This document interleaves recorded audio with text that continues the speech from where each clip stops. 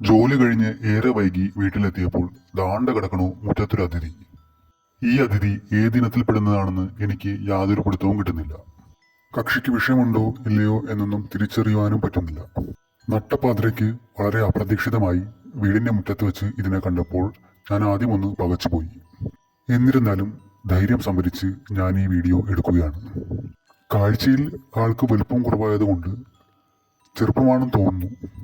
എന്തു തന്നെയായാലും ആൾക്ക് നല്ല ഇരുണ്ട ശരീരമാണ്. ഇരുണ്ട ശരീരത്തിൽ തവിട്ട് നിറത്തിലുള്ള അടയാളങ്ങൾ കാണുന്നുമുണ്ട്.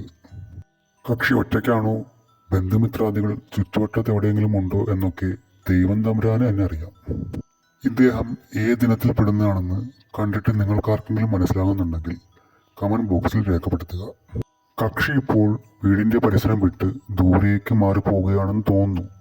ദയവ് ചെയ്ത് ഈ വഴിക്കൊന്നും തിരിച്ച് വന്നേക്കല്ലോ.